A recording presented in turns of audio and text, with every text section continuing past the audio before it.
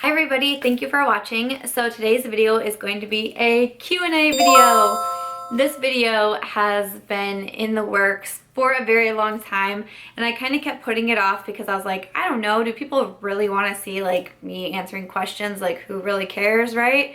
And so as I would get like new products to review or new makeup tutorials or things like that, I was like, let's put those before the Q&A. Let's put those before the Q&A. But I was like, I really need to get this filmed because it has been requested, but also because questions have come in. Like back a few weeks ago when I thought I was gonna film it, I asked for questions on like Instagram and YouTube, and I got so many questions in, and I was like, I can't just keep ignoring those questions. Like, you have to get over it. You have to stop being so intimidated by a Q&A, and you just need to do it. So that is what today's video is going to be. I do actually have a few questions from Snapchat that I'll probably go through first, and then I'll move on to Instagram, and then I'll head over to YouTube to answer some questions that were left on a video, and hopefully I will get through as many questions as I can.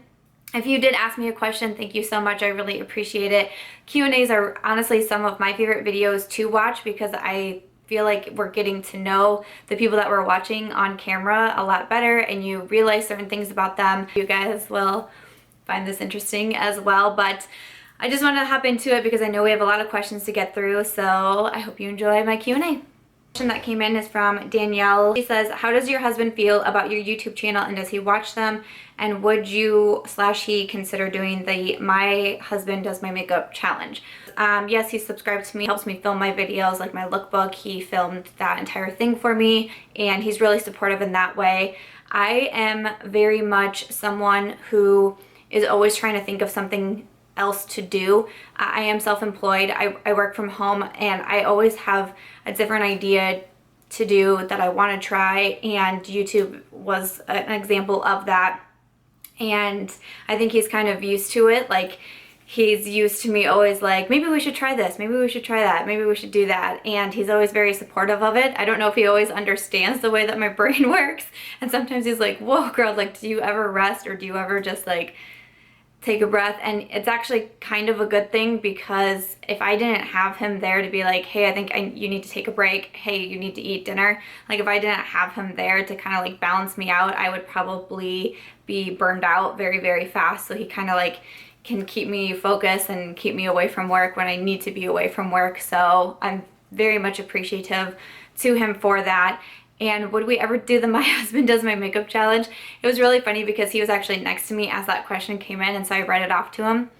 And he was like, you want me to do your makeup on camera? Let me show you how I'll do your makeup on camera. And he's a big fan of The Simpsons, and he pulls up a Simpsons video on YouTube of like Homer?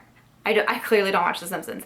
Of the main guy, and he made a gun for women to do makeup with, and you shoot the gun and it puts makeup on their face, and that was what he wants to do. So no is my answer right now, but maybe that will change. But yep, that's what he showed me, and said that's how he would plan to do my makeup if he could make one of those makeup guns. So there's that. I did not screenshot a name on this one. Oh, I'm so sorry about that. First time doing this. But what advice do you have to anyone who wants to become a beauty influencer on YouTube?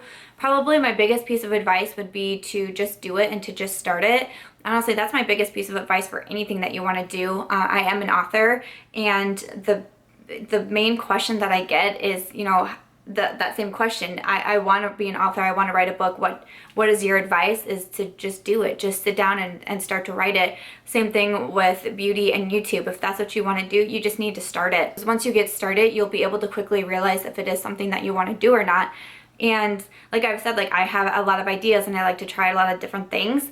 And there's been a lot of things that I've started and tried out and been like, ooh, you know what? I actually don't really like doing that, or I don't find a lot of joy in that, and I'll stop doing them, but at least I tried. So just trying and starting out is probably just the biggest thing, and you'll quickly realize if it's a good fit for you. And if it is, and if it's something that you love doing, then you won't want to stop doing it. So that would be my advice. This is from Kelly, or K Bella Beauty. She says, you've mentioned that you had a bit of a strained relationship with your family. Do you have a better relationship with them now? So Did a snap a while back, and I was talking about my relationship with my younger brother and just about how we used to not really have a relationship and now we do, and how great it is, and you know, he gave me away at my wedding and all this stuff. So yeah, so have had a strained relationship regarding my family. I saw this question come in. Do I discuss this? Because it's a very personal matter, but it's actually something that I am very, very open about. I talk to a lot of people about it. I've written a book that deals with the subject matter as well. But basically, I was sexually abused as a child, and the abuse was from a family member. It was from an older stepbrother. So I was 11 years old, and my stepbrother was, I believe, 17 at the time. After I came forward, our family dynamic definitely changed. Mom was married to my little brother, he's my half-brother, was married to his father, and he had a son from a previous marriage, and that was the one who was doing the abuse. It came forward. Obviously, that stepbrother was taken away, was not allowed back in our home, but the relationship between my mom and my stepdad, you know, really fell apart. They got divorced shortly afterwards. And after that happened, I went with my mom, and my little brother stayed mostly with his dad, and our relationship just kind of became very strained, and I didn't get to see him a lot. And you know, obviously it's the most traumatic thing that I've gone through in my life, you know, probably for my mother as well. She, you know, didn't do well after it either, because she took a lot of blame for it and said, you know, she should have known, or she should have sensed something, or she should have seen a sign. You know, she felt a lot of guilt, and she went through a really rough period herself.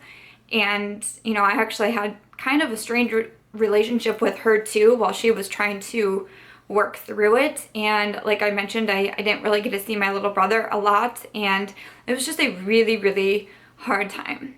It's something very difficult to go through. It's difficult to talk about, even though, like I mentioned, I do talk about it a lot. I'm pretty open with it, but even still, you know, it's still hard to talk about because it's traumatizing. I actually am very happy to say though, you know, that happened when I was 11. And I really didn't start to form a relationship again with my little brother until I was about 18, 19 years old. We worked hard at it, and we do a really good job of keeping in touch now, even though we live in different towns. We do a good job of keeping in touch with each other, keeping each other in the loop, visiting each other. Like I mentioned, he walked me down the aisle of my wedding, and that was a really special day for us. And I'm just really, really happy to have him in my life because I love him so much. And I'm really, really proud of my mom too, because I know that she battled a lot of demons after this situation happened.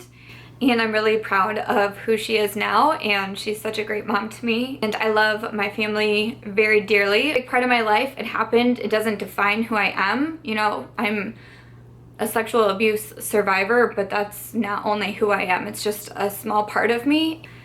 And you know, if I can help people who are either going through it come forward, or who went through it and, you know, still just need someone to talk to, that's, you know, that's important to me. And it's a big reason why I'm so vocal about my story. It's a part of my life that is hard to talk about, but I do it because I know that it's important. And I came forward with my story, and my friends found out. One of the friends in my circle also came forward not too long after that and said that her uncle had actually been abusing her for several years. And she said that she didn't think if I hadn't come forward, that she wasn't sure how much longer she would have kept, like, she did not want to come forward until she heard my story. And that really meant a lot to me. And I was 11 years old when this happened, and when she told me that, and I just thought, I need to tell so many more people, because people either need to come forward, or they need to get help, or maybe they just need to talk about it. And that's important to me. It's part of my life. It's the first time I'm saying anything publicly in this platform. I'm very proud of a lot of my family members for how we handled ourselves. I'm very proud of myself. Very proud of myself for standing up for myself. What was that? The third question? Okay, hopefully Hopefully the rest of the video won't be like this. Wow. Move on to some Instagram questions. So from Blushed Blonde, she's such a beauty. She said, your favorite go-to makeup look and what made you start a makeup Insta/YouTube? My favorite go-to makeup look is probably like pretty similar to what I'm wearing today. I just do kind of like a deeper brown in the crease, and then I put some sort of like shimmer shade on here. Today I have the Too Faced Sweet Peach palette on, and I think I have like Puree and like Luscious or something on my lids, and I love it. And a basic wing liner. That's probably my favorite. And then what made me start a makeup Instagram and YouTube? I actually did start YouTube a couple of years ago. I started one in 2013. I've always just been very interested in beauty, and I like to review products, and I always wanted to learn how to do makeup. I really didn't know how to. So I started a YouTube in 2013, but I really wasn't sure how to like market myself yet, and I didn't have a lot of confidence with it, and I didn't really have a lot of people being like, no, you're doing good, and I thought that's what I needed at the time. And so I just kind of got embarrassed and I stopped it and deleted the channel. And so I'm frustrated with myself at that. You know, I wish that I hadn't have done it, but I started again, last summer, because honestly it always kind of been on my mind, and I was always a little frustrated with myself that I stopped. But author, like I mentioned, but I also do run a blog, and the blog was always supposed to be for books and beauty and lifestyle, because I wanted to take things that I have a big interest in and be able to expand on them. One of my favorite things that I think that I get to do in my life with being self-employed and my flexibility is finding something that I love and doing it and somehow making money off of it. Like, that's what makes me happy. I love to read. I started a book blog and would get paid for like advertising. And then as I got more accustomed with it, I would offer like services to authors, you know, editing and marketing and things like that. So that became a job. And then I've always wanted to write books, and so I did. Now that's a full-time career. It's kind of always my thing, is how can I take a hobby and turn it into a job, basically. So that's kind of why I started the YouTube and Instagram, and also just because these are really big platforms for not only beauty but for authors too.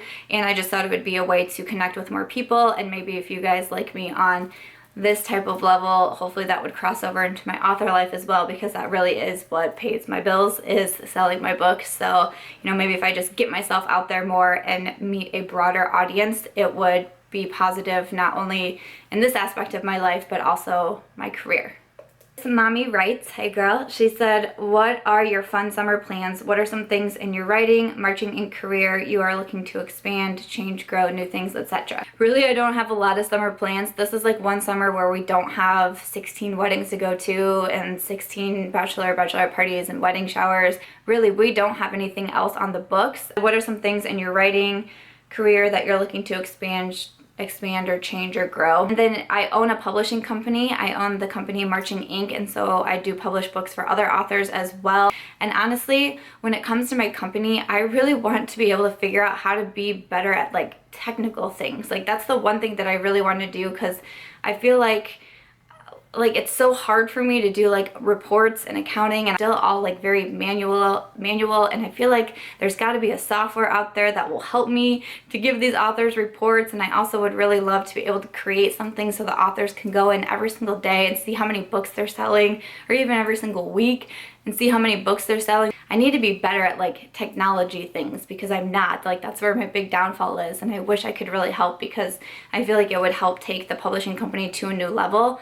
Because a lot of times I have to say no to publishing books because I get so busy. It's just me doing this. I do everything for the company, and it's hard because when I get bogged down with things that, you know, are super important, obviously royalties and payments and marketing and things like that, but then it doesn't leave me enough time to pursue new books and be able to publish new books, and that's really hard. So I gotta try to figure it out. It's like my biggest struggle, and I hope to figure it out soon. Anya Amen says, one thing you like about makeup. and opinions on Justin Bieber. Hashtag believer alert. Okay. I like it because it allows me to be creative in a way that I never thought I could be creative.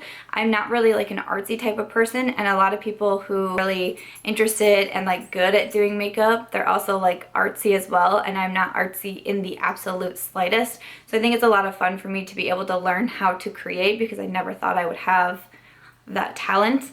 And my opinions on Justin Bieber, I don't know if I have a lot of opinions on Justin Bieber. I think he's fine.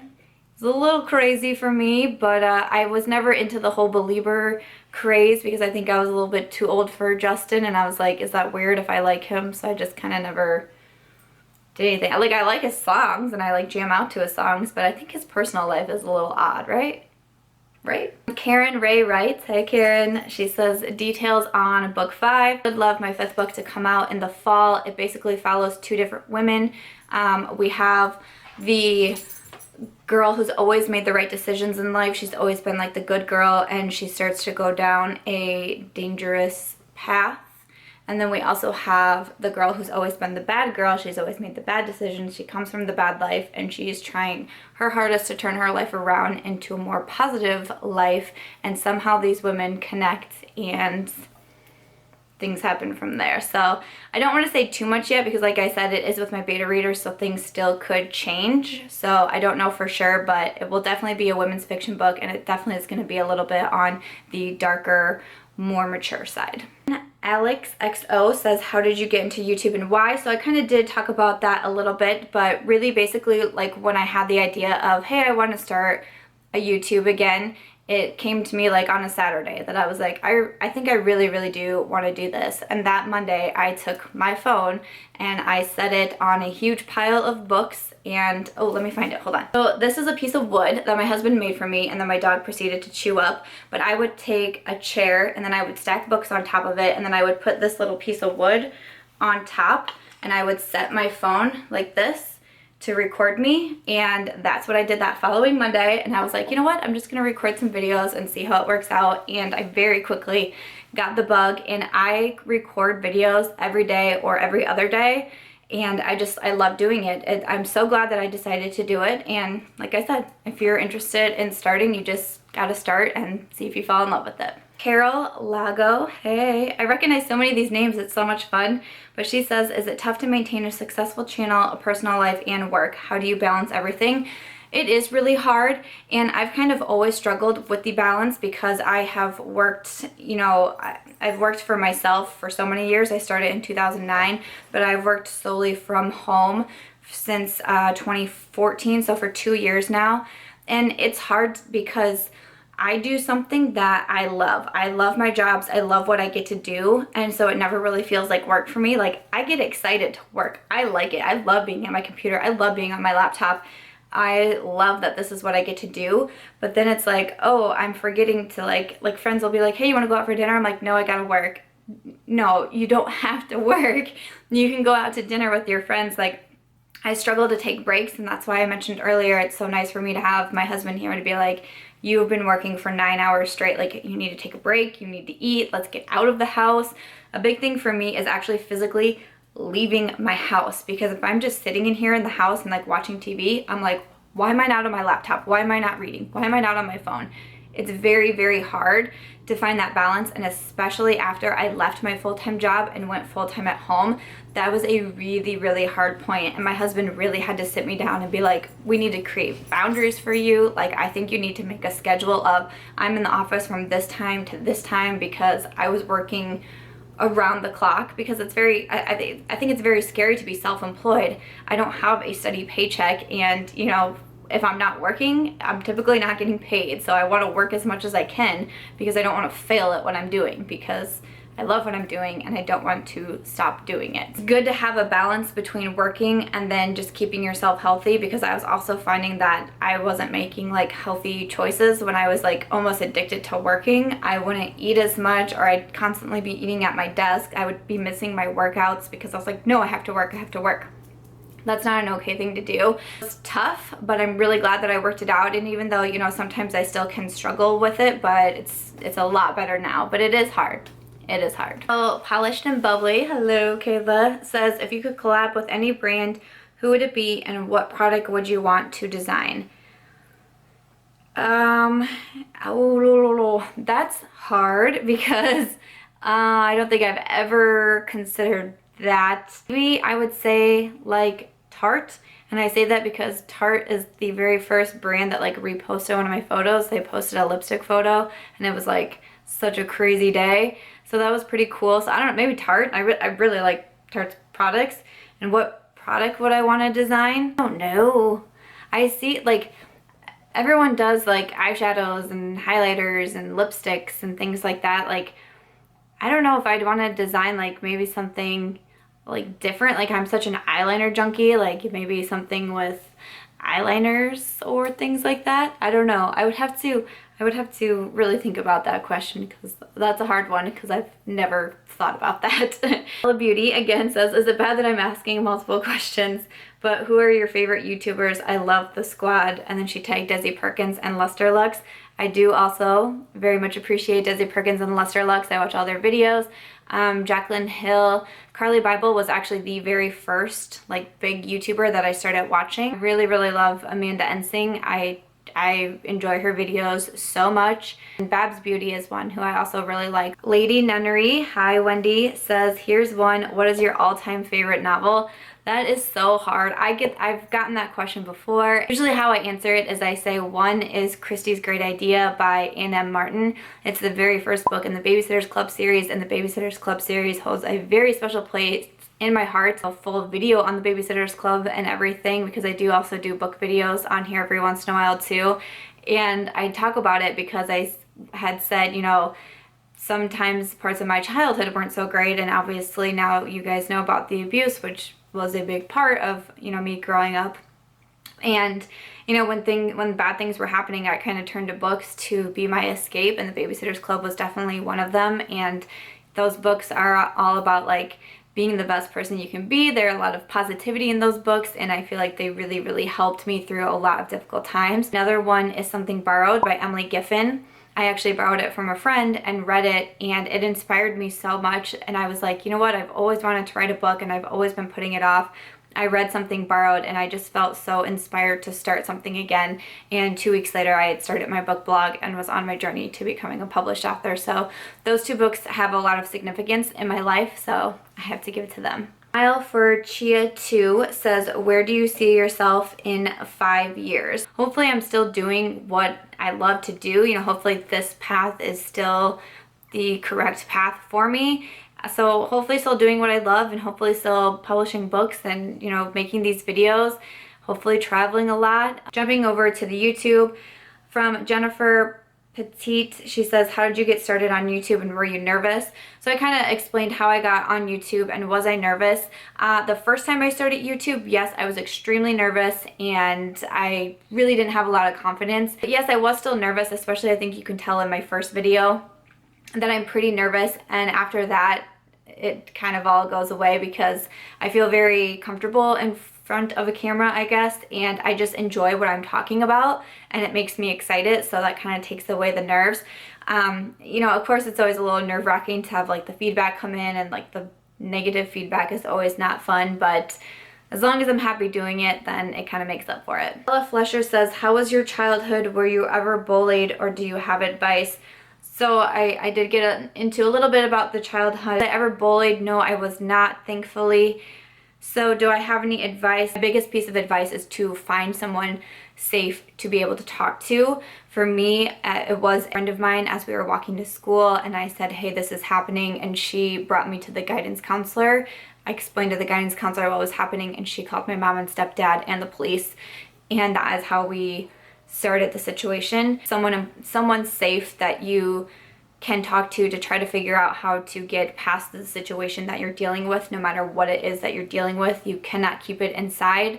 You cannot keep it inside. You have to be able to talk to someone about it. Well, before the abuse happened, I had a great childhood, and I get very angry sometimes that that was taken away from me. You know, we lived in a really nice neighborhood and there was a lot of kids around. We were close to the pool, we were close to the ice cream shop, and everything was very idealistic, and then it was kind of ripped away from me. Forced to mature a lot quicker than I should have, and that's something that will always make me a little frustrated and upset, but at the same time, it's fine. It happened. I went through it. I survived, and you know, my life is great now. It's like two different parts of a childhood, the before and after. And yeah, the before was fantastic. The after was really hard, but at least I wasn't bullied. That's good. Brooke Garza says, my question to you is, what is your favorite type of music? I am a rap superstar. I know I maybe don't look like one, but I definitely am. I have a lot of rap skills. So I'm definitely into like rap, hip hop. I do like pop, I like rock as well. Bullet for My Valentine, Asking Alexandria. I enjoy going to those concerts. I think the only like type of music I don't enjoy is country. I've just never really been able to get into it, to be honest, but everything else I really like. Sophia Davis says, what is your favorite makeup item, like your one holy grail item? Honestly, it's probably eyeliner. Like I can't stand not wearing eyeliner because it just makes my eyes like look like I don't even have any eyes, and it just makes me look so young. Like I always have to have eyeliner on. Beauty24 says, how long have you been doing makeup? Basically since I got on YouTube. I never really could figure out makeup for the longest time, and I would love it. Like I would love to buy makeup and go to the makeup stores and go to the beauty aisles and buy makeup, and then I'd get home and be like, I don't know what I'm doing. So I really credit YouTube for helping me understand how to do makeup, and sometimes I'll do a makeup look and just sit back and be like, 2 years ago I didn't even know how to put eyeshadow on. Like, how is this happening? So Nikki Allen says, my question for the Q&A is, if you could choose between Zac Efron or Channing Tatum to take you on a date, which would you choose and why? I would choose Channing Tatum because hashtag Magic Mike. Okay, so I'm gonna finish up here and try to get through these last ones as much as I can, but I feel like this video is already really long. So Casey Lynn says, how did you get your channel to grow so well? I have been scared to actually get started with mine. I mean, honestly, I don't even think my channel grows that well. Like sometimes I get frustrated when I put out so many videos and I really try to pay attention to the content that I'm putting out, and then like if nothing happens, I'm like, dang it, why did that not work either? So it's hard, but I also always have to remind myself that it's definitely not just a numbers game, and if you get sucked into that, then I think it would probably take the joy out of what you're doing and make you not want to do it anymore. So it's really just needs to be about keeping happy with what it is that I am doing. But I think a good way is just to be as interactive as you can and to take advantage of all the social medias out there and just trying to be as interactive with people as you can. This is about making friends to me, and it's about being able to be yourself, and I think those things are really important. 1D Queen says, which is your favorite outfit brand? I love Forever 21. I don't know if I have a favorite brand in general, but my sister-in-law owns a clothing boutique called Toploft Clothing. I talk about it so often on my channel. It was featured heavily in my lookbook, and that's basically where I buy most of my clothes from.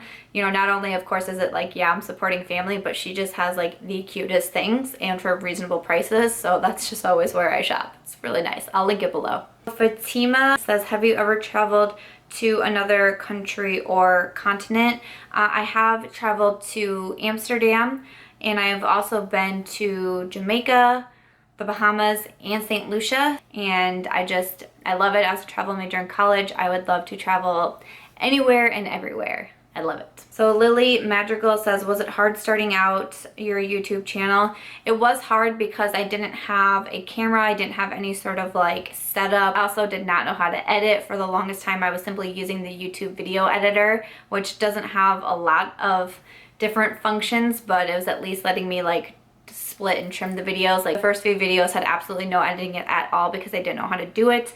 And like I mentioned, I'm not super great with technology, and editing still can kind of freak me out, but now I do have some editing software, and I think that it really helps the quality of my videos. But yeah, it was hard, but because I knew it was something that I wanted to do, you just did your best with what you could, and you just keep progressing. So Mauve Peterson 22 asks, where were you born? I was actually born in Visalia, California. So Lisa Cruz says, what is your tip for late bloomers like myself on makeup? Does the age you start wearing makeup matter? No way, because I know, like, especially when I got to college too, like the last couple years of high school and then being in college, and girls would show up just with like crazy beautiful makeup on, and I would be like, can someone put eyeliner on me please? I don't know how to do it. Like I would feel like kind of embarrassed about it, but whatever, it is what it is. But yeah, it wasn't until I was, what, 26 that I really started getting into makeup and learning different techniques and just learning how to buy, how to understand my skin type, how to understand the tones. Like, yeah, no, I was a late bloomer too, so it's definitely never too late. It's never too late to do anything that you really want to do. Never. Teresa Yasmin says, what are your favorite types of books? I really like chick lit, women's fiction, romance. I like lighthearted mysteries. Those are probably my favorites to read. Subtle Beauty 27 says, how do you create tutorials for Instagram? I create my Instagram tutorials on the same editing software that I do my YouTube videos, which is Wondershare Filmora. V Readings says, what is your secret to great skin? Taking off your makeup at night. Take off your makeup at night. Do not sleep in your makeup. Alexandra Hughes says, you seem like such a strong and happy person, so how do you deal with internet trolls / haters and negative comments? You know, I just try not to put a lot of energy into them or focus on them. Like, they do come in, and the nasty comments do come in, and the dislikes come in, which is super disheartening. I wish we did not have a dislike button on YouTube. It doesn't make any sense to me. I don't think it needs to be there, but it's just putting your time and your energy and your focus into the positive comments and the positivity rather than focusing on the negative. You just gotta let it wash off you. You can't focus on it. Aisha Bogoda says, what is your weirdest habit? I actually was thinking about this the other day. I did not know this question was in here, but I thought about it as I was doing it. So when I take a shower, when I get out, I have to put on like the biggest, like, loose fitting pair of sweatpants of life.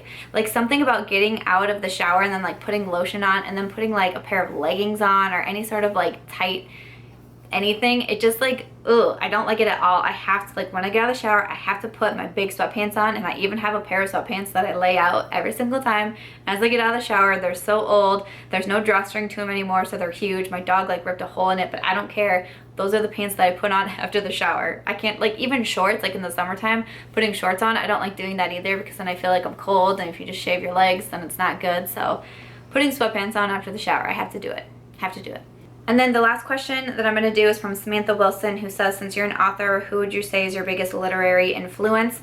A lot of times it's honestly a lot of the indie authors that I meet and come in contact with. They inspire me so much. But for like traditional authors, Emily Giffin is a huge one. I absolutely love her work, and I love her social media presence. Alright guys, that is going to be everything for this Q&A. Oh my gosh, I hope that wasn't too long, but my voice is telling me otherwise. I need some water. But I hope you guys enjoyed the Q&A. Thank you so much for asking me the questions. I really enjoyed doing this, and hopefully it helped you get to know me a little bit better. So I hope you will give this video a thumbs up if you did like it. Thank you guys so much for watching. I hope you enjoyed it. I hope we got to know each other a little bit better.